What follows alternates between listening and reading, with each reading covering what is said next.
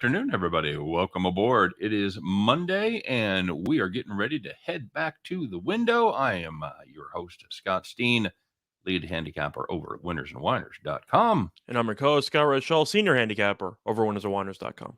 And together, we stop by every day, 3 p.m. Eastern, 2 p.m. Central, to help you in your endless quest to head back to the window to cash those winning tickets. So, Scott, you head back to the window a lot over the weekend. How'd your Saturday, Sunday go?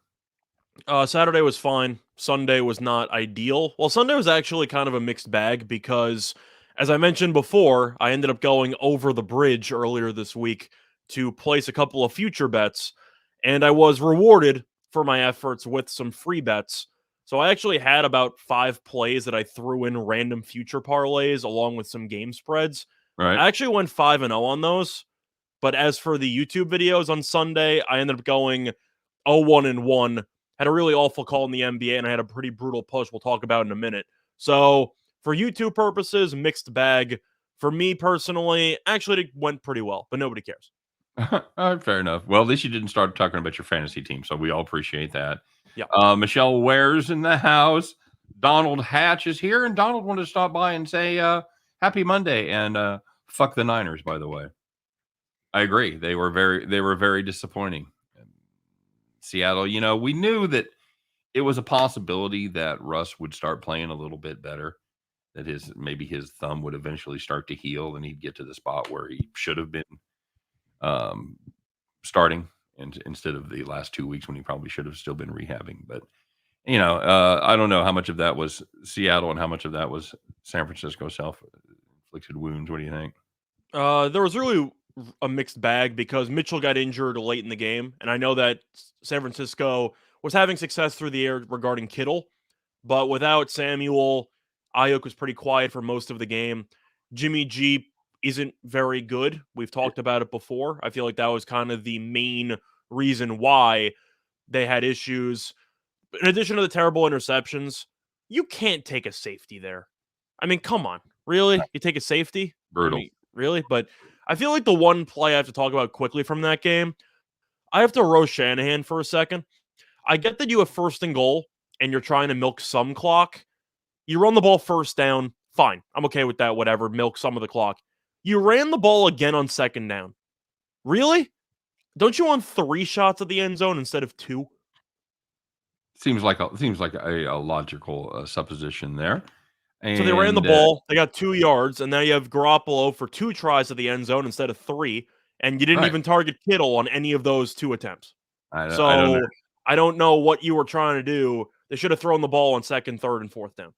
So I don't get it. I'm obviously not smart enough to be an NFL head coach, but it seems like there are some head coaches that no matter how much they cover that tight end, you can get him there in the end zone. I believe Travis Kelce has caught a touchdown pass or 2 from inside the 5-yard line. Pretty quiet last night, though. But so is honestly the entire Chiefs offense with the exception of the first drive or so. A weird thing. By the way, hello to Joan. How about those Steelers, Joan? Has to thrill you. Living in Pennsylvania. And of course, guys, before we get rolling, I always wanted to do the housekeeping thing when I remember. And I remember today. Don't forget to like. Give us a thumbs up, subscribe to our channel, of course, if you haven't done that already. If you're listening to podcast form, rate, review, give us 1,000,000 stars, all that stuff. And, of course, check out our other brother in the Winners and Winers Sports Betting Network. That's the 1:30 p.m. Eastern Time show, Just Parlays, with Chris King, the king of parlays. I know he had another 2-teamer, and some of his long shots have been coming in. Zach Vaughn over on Meta. What up? I remember the name this time, Scott. What up, Zach Vaughn? It's Meta. Your memory is getting better as we go through this. I know. Joan's a Dallas fan. So they won 2 on Thursday, so you've had a pretty good week anyway. What do you make of that game last night? What did I make of it? Yeah, what'd you learn? Did you learn are the Chiefs a legit contender? They're 8-4. They got the same record as all the other good teams in the AFC. Of course, they don't have a tiebreaker against anybody, but do they deserve to be in the conversation with New England and Buffalo and those teams? I think they deserve to because we still don't know what to fully expect from a rookie quarterback in New England who has really never had to win a game. It seems like they kind of just use him as a game manager, which is smart, and they've won a bunch of games because of it. But if the defense has a lackluster performance, can Mac Jones do it himself? And I'm not sure what the answer is going to be. So I do think that's the reservation with New England right now. And the reservation with Buffalo is they lost to Jacksonville. They're a psycho team. Yeah. They occasionally don't show up. So I do think that the AFC is up for grabs. I do appreciate how much better the Chiefs defense has gotten just, in terms of just all around consistency throughout the season. Your favorite player, Sorensen, had a pick six yesterday, which was nice for him. But I really have a hard time looking at Kansas City saying, I know that we're expecting this team to eventually wake up offensively. They don't play the Raiders indoors every week. Are we sure they're going to wake up offensively? Those drops are just confounding, and the It's drops been what, into 2-3 months at this point? yeah, But the yeah, offense and is then broken. the drops into interceptions, and I don't know that the offense is broken. You've just got some crucial mistakes at just terrible times. I mean, there's But what are you still supposed to do about it? You already missed the trade deadline, so it's not like you can acquire more talent. You're stuck with who you got, and that's not exactly an ideal situation because you're going through the weapons here. Kelsey's good. I know he was quiet yesterday, but he's still the best tight end in the league. Maybe second with Kittle, but you make an argument 1A, 1B. You have Tyreek Hill, who's one of the best receivers in the league. That's obvious. Then you have a huge drop-off, which we know about. Hartman's been a disappointment since he pretty much came into the league. He has the upside with the speed, but he's never really been able to translate that into consistent success. I know every Chiefs fan wants DeMarcus Robinson off the roster, so I know people don't like him. had a Pringle I good night like, last but he's really not that good night. involved. Pringle had a big catch, a big special teams play, and 2 bad drops last night. DeMarcus I'm saying, you go Robinson through the other actually receivers or good. weapons besides Hill and Kelsey. Do you really like that many other guys? Maybe No, they're Pringle, but they don't have many guys. yeah, they're pretty interchangeable with a lot of other teams, depth receivers. There's no question. There's nobody else that really stands out. There's And guys. Josh Gordon shouldn't be on the roster. I don't know. I tweeted out, I texted out yesterday to one of the text groups that we're watching the game together. I'm like, Josh Gordon still plays for the Chiefs, right? That's There's no point in being on the roster. He doesn't do anything. they've targeted him a couple times. I think he maybe has 2 catches, 3 catches. He's got a couple of drops as well. Of course, Well, one was the interception against the Giants.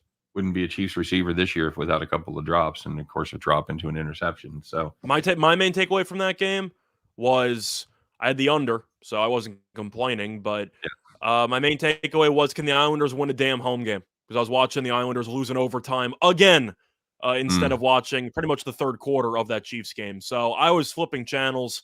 I was watching some of the St. John's game. I was watching some of the Islanders game. There's only so much Teddy Bridgewater in primetime I could handle before I have to change the channel. I couldn't handle it. I changed the channel. It was just awful. It was a beautiful day yesterday here till about 5 p.m., about 2 hours before game time, and I'm sitting there working, and I hear the wind just going nuts outside. I'm like, wait a minute, when did that happen? And I step outside, and it's massive, and I come back in, I just start pounding the under. I'll tell you what, though, one player from Denver who I thought really impressed me, Javonte Williams. The guy can play. Yeah. Well, I do the radio show with those guys from Denver every Saturday, and they love him. They would rather see him play than Melvin Gordon. That's the problem with the coaching staff, though. They've been keeping Williams on the bench for the entire season, and it took an injury from Gordon to give him more playing time. If you just watch them play, I know Gordon has the longevity, and he's proven that he's a reliable option whenever he's healthy, which is always a question mark.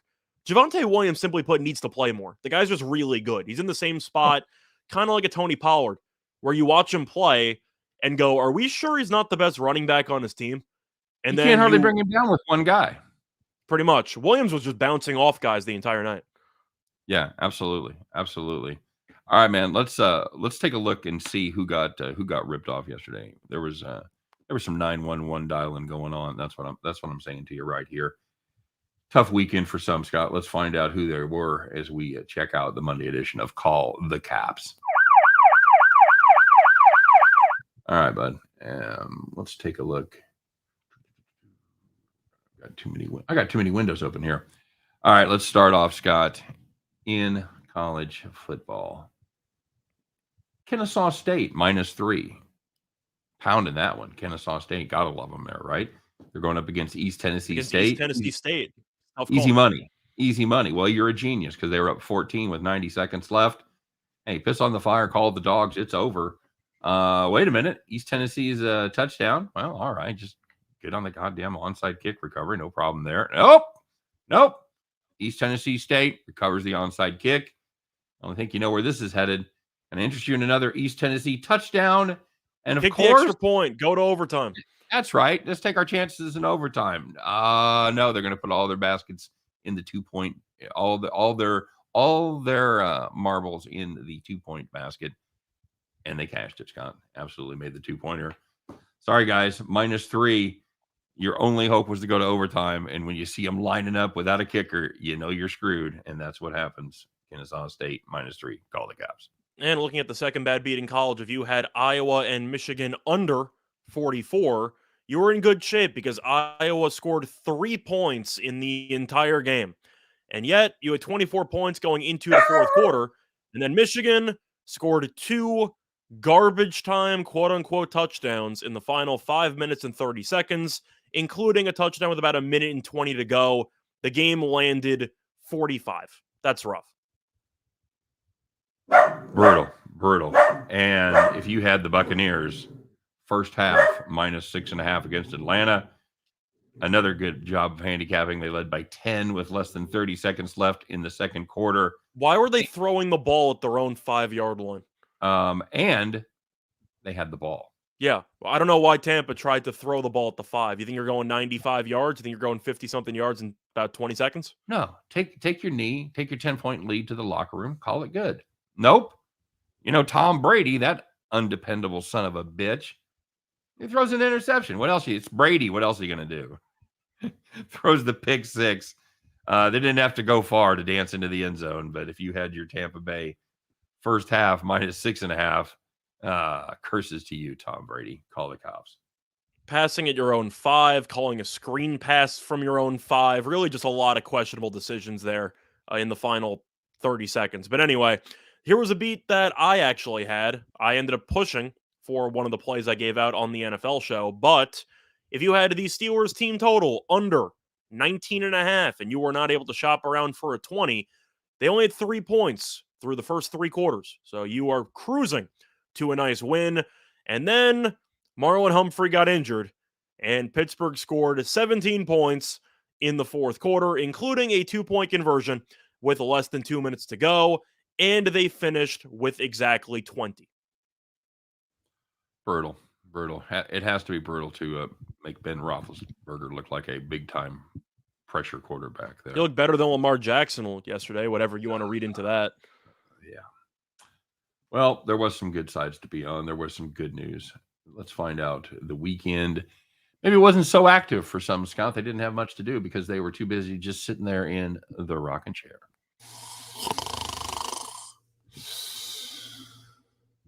So the first one was in the SEC title game between Bama and Georgia. If you had the over 48.5, never really in doubt. You had 41 points at halftime, and the game landed 65.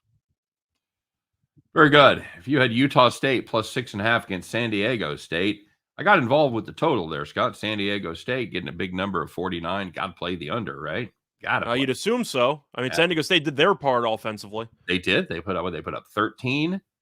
So 13, 14, whatever that was. A great job. Utah State, however, they cruised. They led by 11 at halftime, and you hear a lot second half they took their foot off the gas. No, they put a wood block down there and stomped on that motherfucker.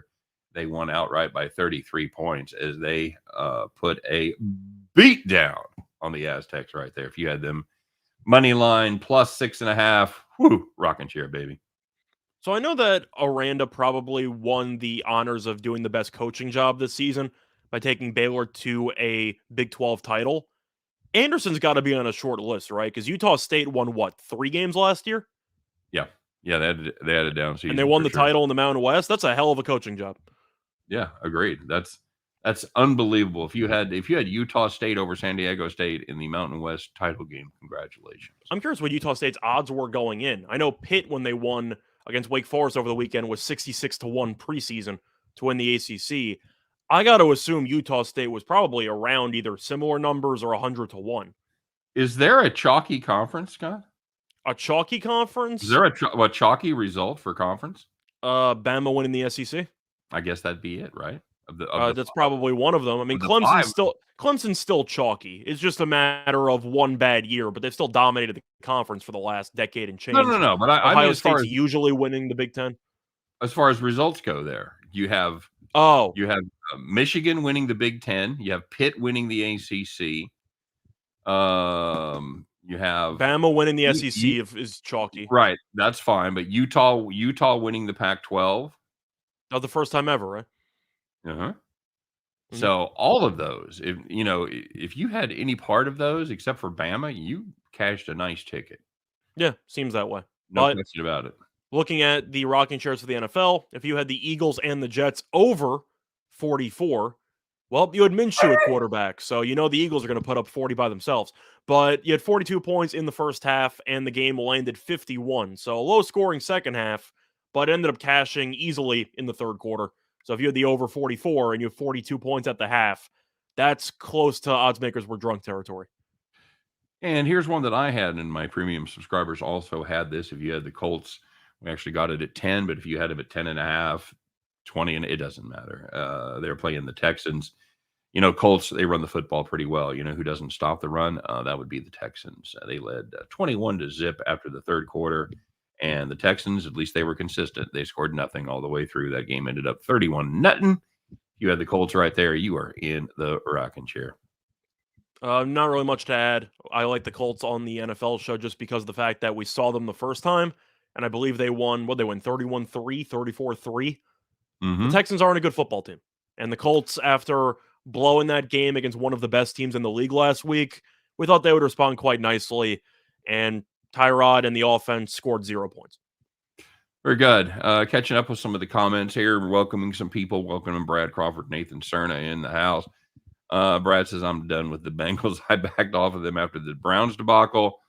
But, against Vegas and lost, and it came back yesterday. Yep, they are the Chargers and Cincy lay another egg. I'm pretty much done with the Chargers because I can't figure that team either. That defense had been awful going into that game yesterday. We had Cincinnati team total over 22, which we had a better shot at cashing that one. We really did. Although they were running the ball to take the lead after being down 24-0. They were down 24-22 with the ball at the 30 whenever Mixon gave up that scoop and score. I was going to say, I think they would have won the game if Mixon didn't fumble there.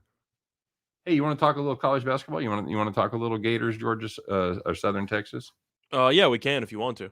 All right. I'm not going to lie to you and say that game is on the Before we actually get into that game, I do want to address Donald's question of, is Georgia's defense actually really good, or is it a fugazi? Of course, I'm paraphrasing. You kind of put it in a little bit different terms, but my question is Georgia's defense just the product of not playing anybody? Or is Bama's offense just really, really good? I know Mechie ended up leaving the game midway through with the ACL, and that's why Bama's offense in the second half had a couple of big plays to Williams, but really shut it down after. I'd say late third quarter, entire fourth, Bama's offense really didn't do anything. But what do you think? Because I do think that some of it has to do with the fact that the SEC, besides Bama and Georgia, has been an extremely weak conference, with the exception of maybe Ole Miss. And even that was a little bit questionable midway through the season offensively. Well, all those teams have played good games on occasion. A&M's played a good game against Bama, obviously. Mississippi State has stepped up a couple of times, played good ball. Vanderbilt, they're on the road. I'm kidding. But I mean, but there aren't as many. I mean, Tennessee, they pretty much sucked the entire year. Mizzou sucked the entire year. Arkansas had their moments. See, I'm just talking about the offense. I don't even mean full team success, because you're looking at who Georgia's played.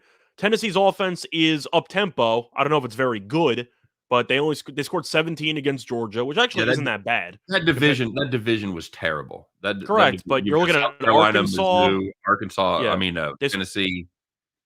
Yeah. I mentioned Ole Miss offensively as being one of the best offensive teams in that conference, for better or worse. Georgia didn't play them. They didn't really play any quality offenses all season long. And that was the question. And the other question that they had going into that game was, how does their pass defense hold up? How's the defensive backfield hold up? The answer, according to yesterday, not very well.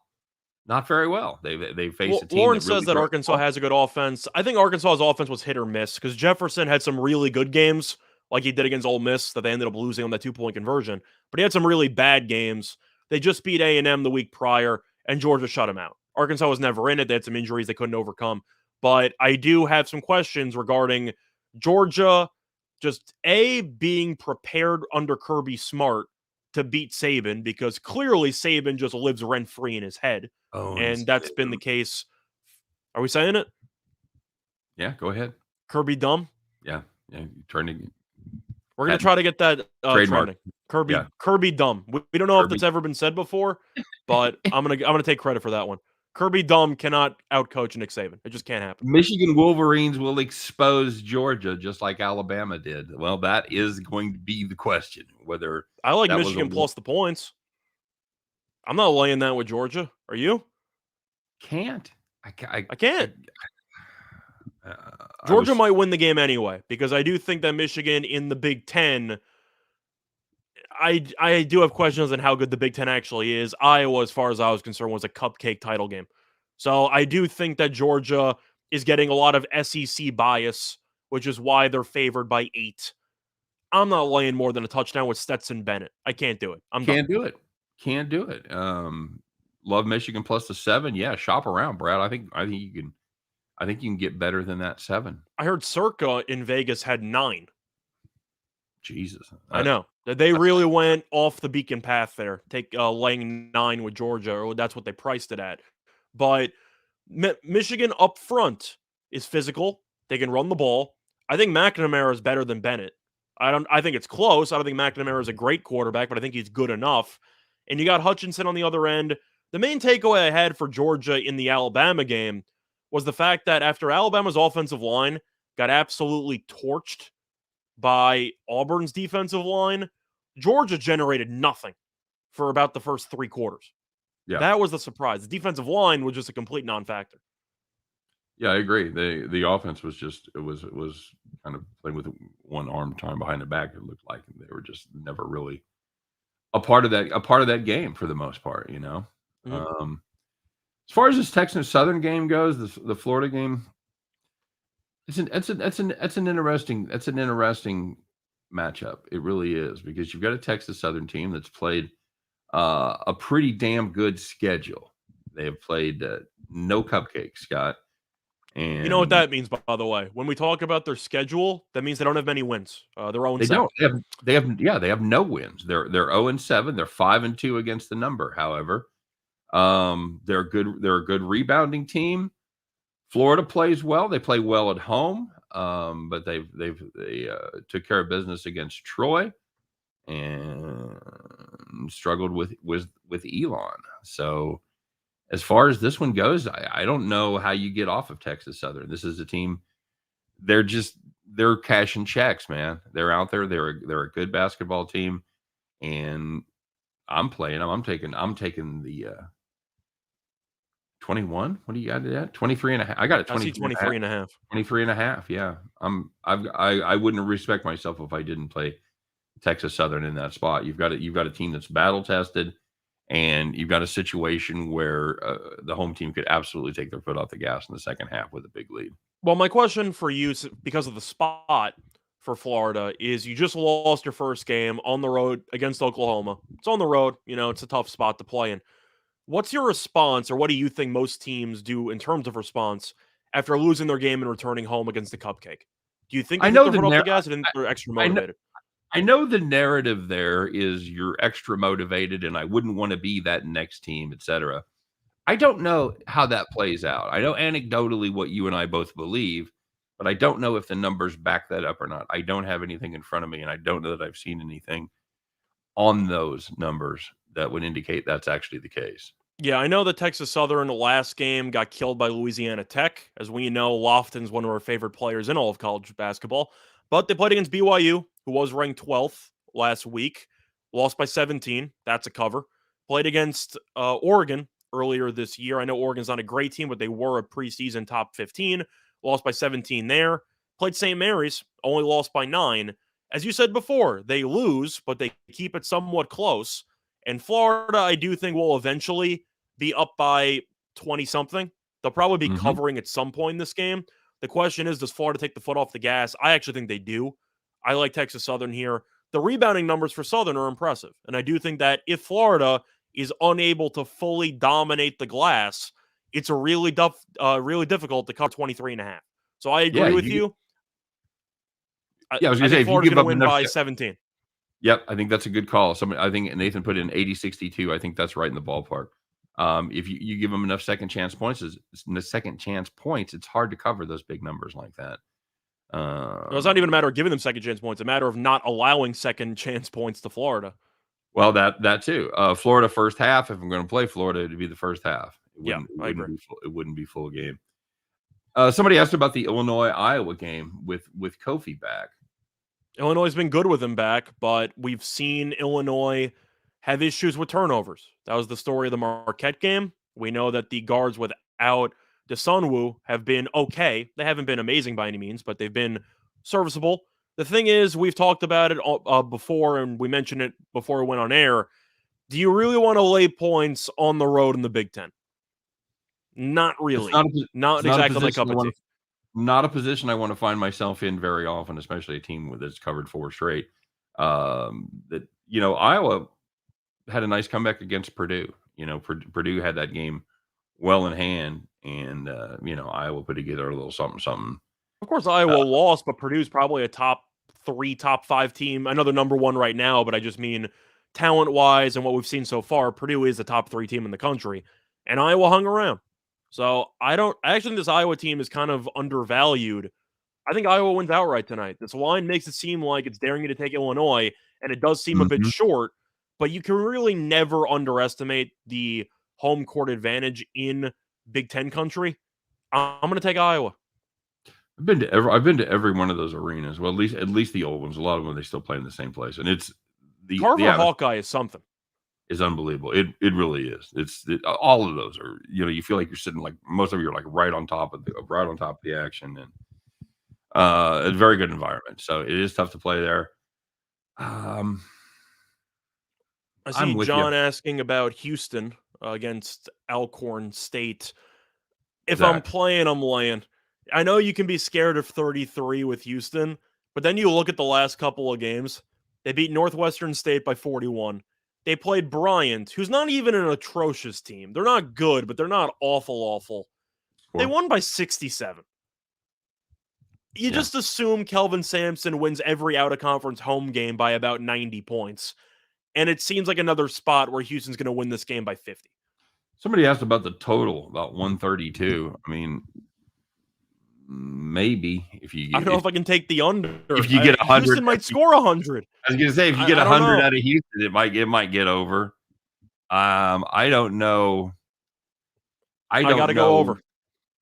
This is just an Alcorn State team that can't score, man. Oh, they can't. I'm looking at maybe a Houston team total over if you can get it. Mm-hmm. I mean, when you score 99 and 111 in your last 2 games, I can't really take an under. I just can't. Alcorn State won't put up 60. They won't. You're, this is a team that put up 57 against the Zags and 59 against Southern Illinois. So I'm just laying the points with Houston. I just think they're going to kill them by 50. That's a good team at home. That's a fantastic home team. Yeah, I agree. UCLA. Where did I just saw a UCLA question. UCLA better than the Zags. That would appear to be the case. Yes. Well, yours making the argument that Gonzaga is underrated. They might be because they've lost a couple of games in a row, and now people have all sold on them. I just don't think that they're a great team. And I was annoyed at myself for making a bold call, then watching one game, overreacting with an apology, and now going back to my main point. I don't think Gonzaga's guards, mostly Nembhard, are very good. I think Bolton's good. I think that Strawford's pretty good. I don't think that Nembhard's a good point guard. And I think the spacing with Holmgren and with Timmy are really just awful. because Holmgren is kind of forced to play on the perimeter a bit more when I don't think he really should be. And truth is, Timmy has not really been that good this year. He's been okay. He hasn't No, been, player of the year. I said Strawther, by the way, not Strawford, but Strawther's been good. I'm just not a big Nemhart guy, and Timmy's been underperforming. So I'm not really sold on Gonzaga. I do think that UCLA, when healthy, will give them a bigger run for their money when Riley's back. But you're looking at the teams right now to try to talk about how this team's going to compete for a title. I don't see it. I think last year was a significantly better team, and I think they blew their chance. You? I agree. It's they may find something there in conference play and may Well, I hope they be do. They're able. playing against Pepperdine and winning by 50 every time. Well, I'm just saying getting Timmy to play in a Twin Tower system is kind of unusual for him, and he's going to have to get used to it. And He needs everybody on the perimeter, everyone get the hell out of the way, and let him operate in the paint. And he doesn't have the spacing. right, because you've got Holmgren clunking up the lane. That's absolutely correct. I'll tell you one team though that I do like right now as a potential solid price to actually win the title. I know it's very tough to repeat as champion, especially when you lose that much talent. That Baylor team is really good. We're some pizza money right now. I've watched them play several times. Baylor has impressed me every time. They have so much talent on that roster, even without Mitchell and without Butler. That's a hell of a team. And if you're getting 20-something to 1 right now, I do think they're a top 5 team in the country. I think they're that good. Yeah. Somebody's asking about Towson State, Kent State. Towson State, another team that's been pretty good against the number. They've had some nice. They had a nice victory over New Mexico. Kent State at home.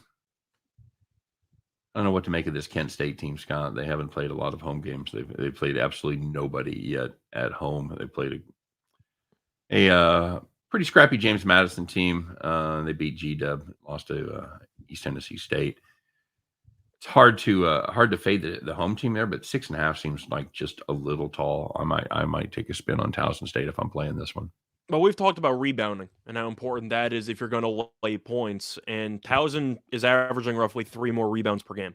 So I do think if you're expecting a lower scoring game, because both teams defensively are pretty solid and the total is 131, which is a pretty low total, I do think the boards are going to be an important factor here. So I like the points. I think that if Towson can do a solid job on the glass, which I think they can, I do think they'll generate some second chance points, and I do think they'll be able to keep this game close. I think Kent State might win the game. I think it'll be a toss-up, but I do agree with you. 6.5 seems a little bit rich to me. Yeah, this is a Towson team that plays good defense, and Kent State's going to want to take some shots from distance, and Towson's done a pretty good job so far defending the perimeter. By the way, Kent State is 4-2. They had 2 games against non-D1 teams that they won by about 60 apiece. Yeah. So keep in mind some outliers. Look through the schedule for context. When you have 2 cupcakes already in the season, your numbers are extremely inflated. Yep, very good. Yeah, and that's a Towson team. Like I said, this probably played a better schedule to this point. I don't even think there's any question they played a better schedule. They're holding their opponents to less than 40% shooting from the floor and 30% from deep. So those are impressive defensive numbers. And then add that to the rebound battle. I'll take the 6.5 points as well. Everybody humped up on the Hornets after that grueling game last night. Scott, you humped up on the Hornets?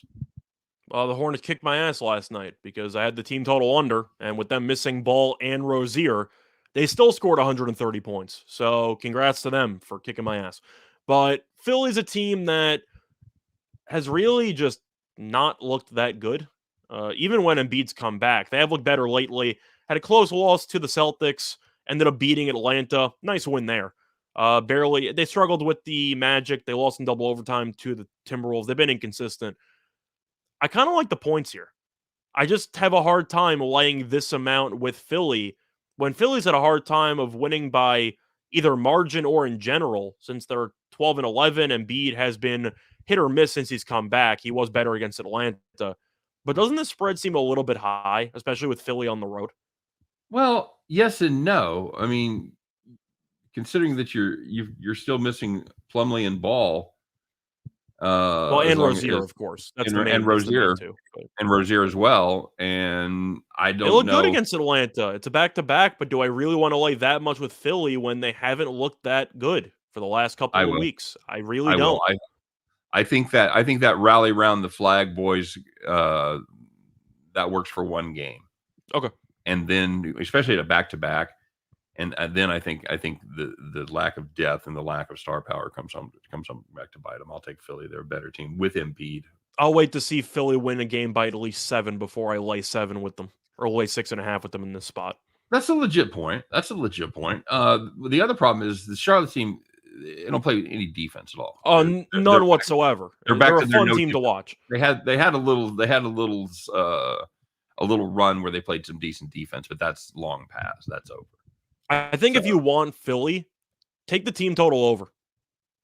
If you don't want to lay that many points and you think that Charlotte's defense is still going to be terrible, and Embiid should realistically, assuming he shoots the ball well, go for what, 35?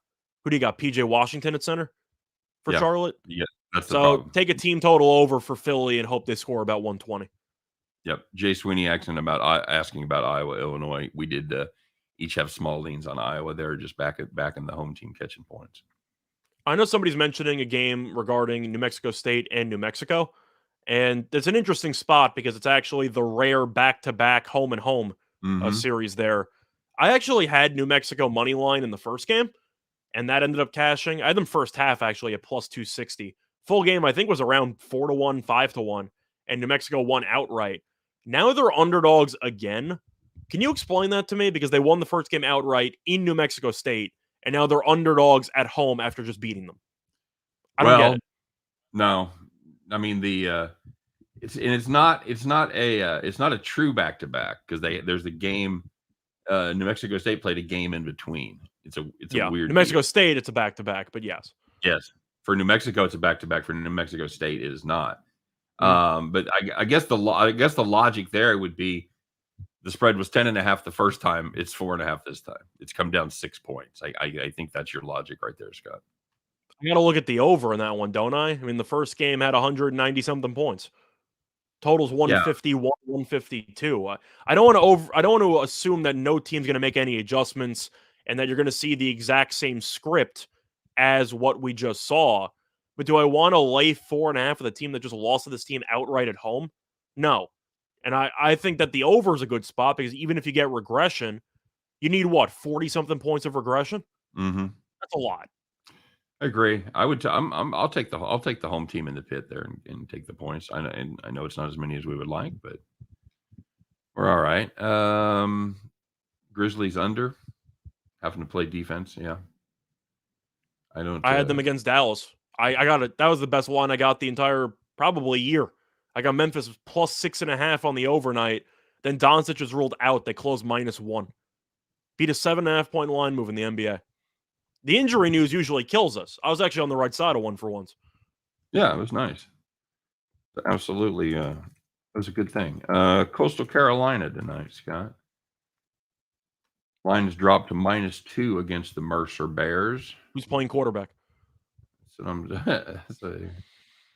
looking to see. I got no injury news here, bud. So it's apparently you've got people pounding the Bears. Well, Coastal's been a pretty disappointing team this season, so that doesn't surprise me. Mercer's got a lot of experience. They made the conference title game last year, and they actually gave Arkansas a run for their money in the season opener. So I actually think that team is not that bad. Coastal has played better lately. They beat South Carolina. South Carolina stinks. I know they're a Power 5 school, but they're awful. And beat Winthrop, who's usually solid in their conference. But Mercer has been okay.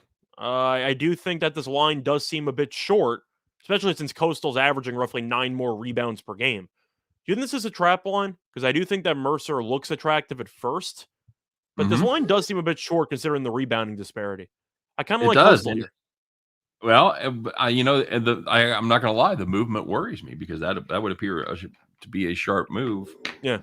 Moving the other direction. So, having Coastal said that, is interesting with that 9 rebound per game advantage there. I do think they're undefeated at home.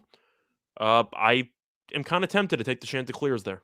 Yeah, I agree. They lost to a pretty good Toledo team in a neutral spot, but there's 2 games. And say what you will, you're beating South Carolina, you're beating Winthrop, and you didn't beat South Carolina, you beat them by 24. So you beat the hell out of a Power 5 school. So I will, and they'll beat Winthrop outright by 10 as a dog.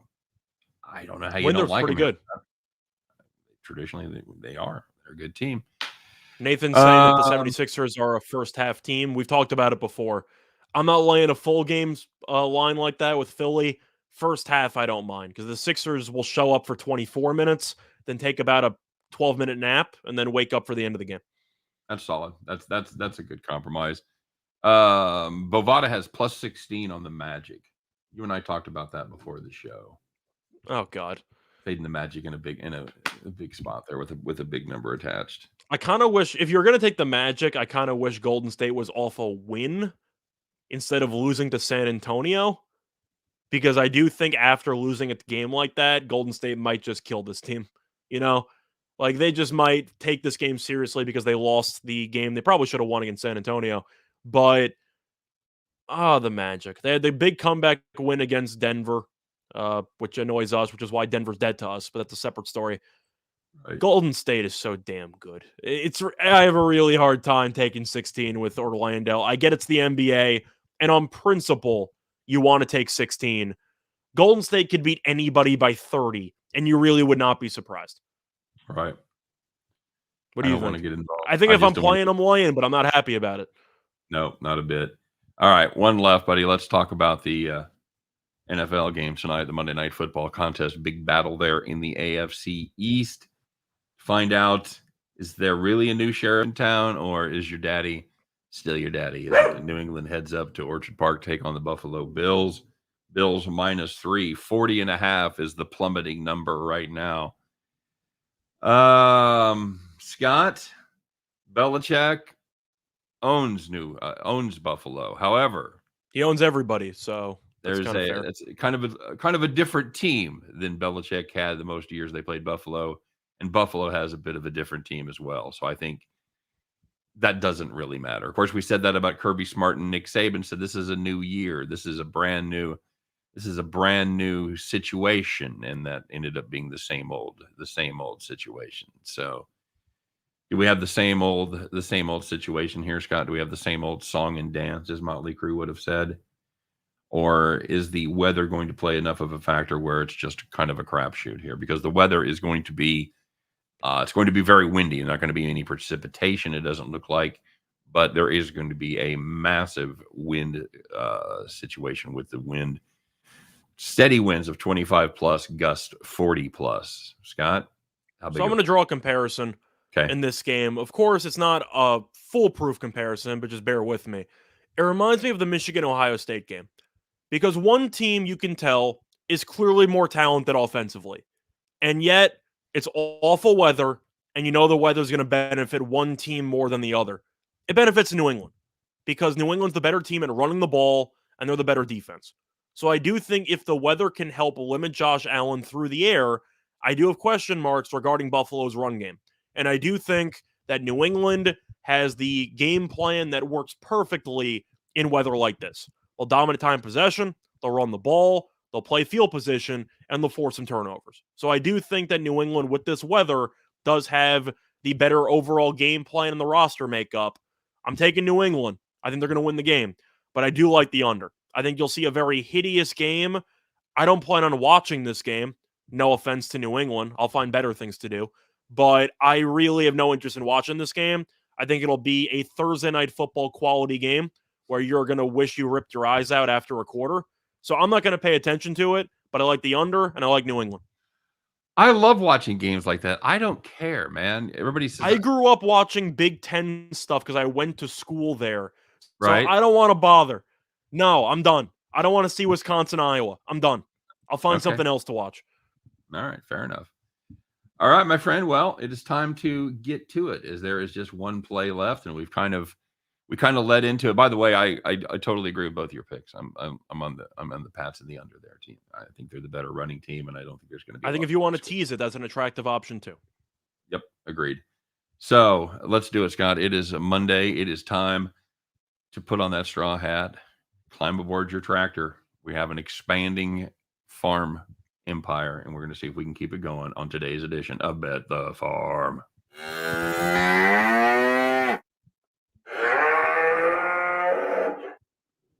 All right, Scott. Well, we did have a Bet the Farm play over the weekend, and how did that end up doing? In the ACC title game, we had Pittsburgh team total over 37, and they ended up reaching 40 plus.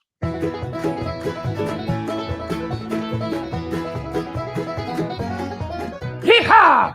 Yeah. There it is. All right. Well, we're gonna keep it rolling, and we do have a play from the Monday Night Football game, and it is going to be really not now. You can 30 seconds. It's going to be longest field goal under 47.5 yards, Scott. That is minus 120 at DraftKings. It's also a play I'm getting ready to drive in my car 2 hours to load up on as I head to the Iowa border to make that play on DraftKings. As we mentioned, there are huge wins in this game. It is going to be, like I said, 25 mile an hour plus. That's the wrong farm play.